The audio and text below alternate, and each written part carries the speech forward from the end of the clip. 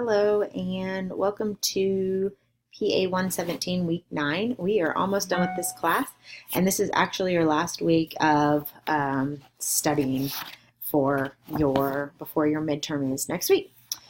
So I wanted to also point out that this is a holiday weekend for me, and so I am taking the time out to do some lecture for you guys, and I want to just make sure that you know, as an online student, sometimes you just have to take your studies with you and do it wherever you are, whether you're at a family's house and it's a holiday weekend, or you are working or whatever on your 15-minute break. This is what you have to do. You have to make time for online studies. And although you're very flexible in it, there can be some times when push comes to shove, you have to take your studies with you. So I have brought my books on this trip with me. I packed them in my suitcase. We're in Texas, and on my computer, and I am lecturing today because it's important to me. And so I wanted to make sure I had it done. I didn't make any time during the week. It was a short week for me, and so it didn't get done. And this is just what happens is I'm lecturing on a Sunday. So we are in chapter 6. And anyway, the moral of that story is if you need help with time management, let me know. I can help you. We're in chapter 6 of your Essentials of Law and Ethics for the Pharmacy Technician. This is a really long chapter, so I'm going to hit some highlights for you. Your discussion question is, again, based on kind of your opinion. What would you do in this situation? What I would do is read your chapter first to make sure that you know and understand ethics, or listen to this lecture before you answer your discussion question. And then your assignment has 10 questions on ethics, which will come exactly out of this chapter. So you'll need to read this chapter first before you answer your assignment questions. And then your quiz is again over ethics questions, so you'll need to read it first. So let me just start on page 73. This is where this is where the chapter starts. Ethics and ethical behavior can be argued about endlessly with most people. This is why I say it's a lot about your own opinion and what you think.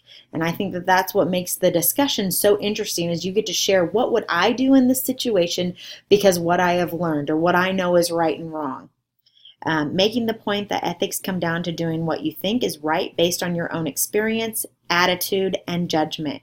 Your personal viewpoint is formed throughout your life in deciding right from wrong and observing others' similar decisions, and it is influenced by parents, school, and religion. And I think that that's why we get some really great discussions between us, is because everyone is a little different and they think a little bit different, and that's what makes it very interesting, which I really like. I'm skipping to page 75, the development of pharmaceutical ethical considerations. Ethics can be defined as both the science of human nature and a system of principles governing morally correct conduct. Morality is considered the confirmation of generally accepted standards of conduct. These terms are often mistaken for one another because their definitions are so similar, and I could see why. Although the definitions are not exactly interchangeable or synonymous, it is relatively safe to assume that people cannot develop a system of ethics without first consulting the society's general accepted standards of conduct. And so that's why they are wanting you to study this chapter this time, is because it gives you the conducts of what a pharmacy technician is and what a pharmacist is. And it gives you some background and progression of how the Code of Ethics for Pharmacy came into light. Goes through some of Philadelphia's codes, that kind of stuff. I'm going to let you read over that because it's actually just history and where these have come from. But I wanted to get to page 83, the oath of a pharmacist. When a pharmacist is graduating, or any doctorate for that matter is graduating from their program, they have to take an oath, and they stand before all their instructors and all their teachers and all their professors and all their family to take this oath that says, I am going to ethically be in charge of my patients. And so here's what it says. At this time, I vow to devote my professional life to the service of all humankind through the profession of pharmacy. I will consider the welfare of humanity and relief of human suffering my primary concerns. I will apply my knowledge, experience, and skills to the best of my ability to assure optimal drug therapy outcomes for the patients I serve. I will keep abreast of development, so that's continuing education, and maintain professional competency in the profession of pharmacy. I will maintain the highest principles of moral, ethical, and legal conduct. I will embrace and advocate change in the profession of pharmacy that improves patient care. And I take these vows voluntarily with the full realization of the responsibility which I am entrusted by the public. So the American Association of Pharmacy Technicians then realized that in 1996 that they needed a code as well. And so on page 84, we can read about our code, the code for the pharmacy technician. And it says, we are healthcare professionals who assist pharmacists in providing the best possible care for the patient.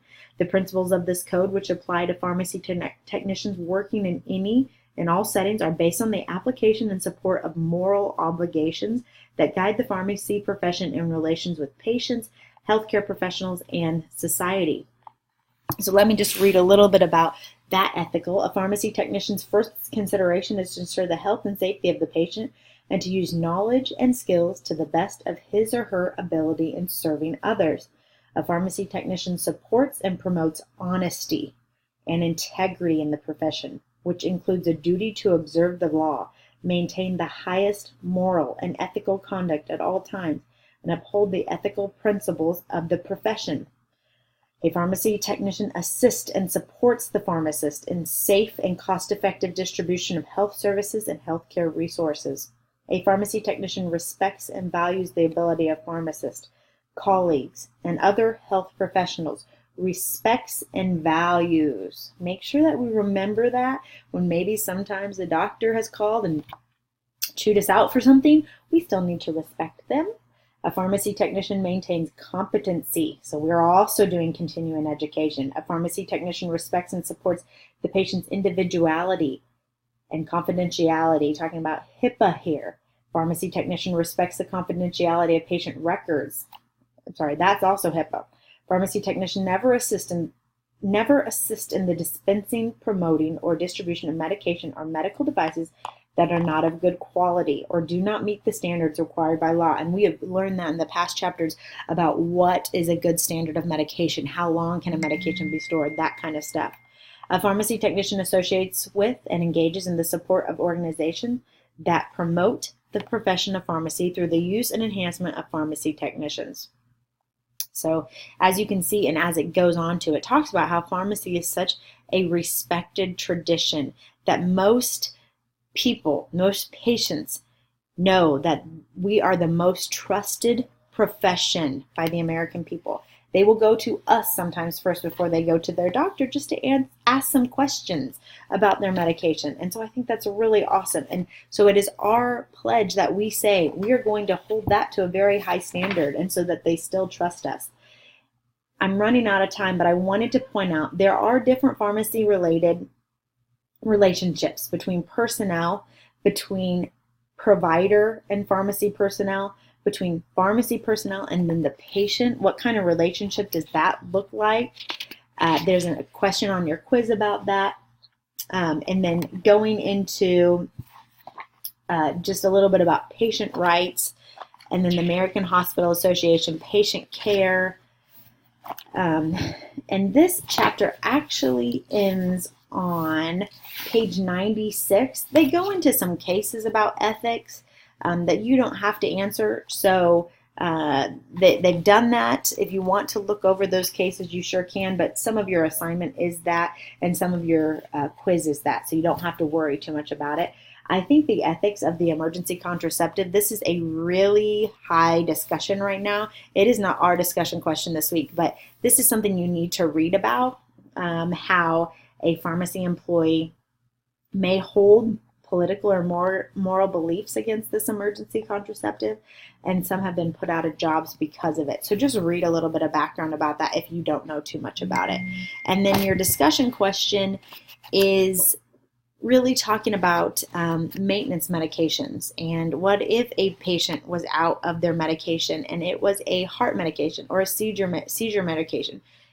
They're not allowed to just stop that medication, and so what would you do in that situation. So I'm really excited to hear what you will say.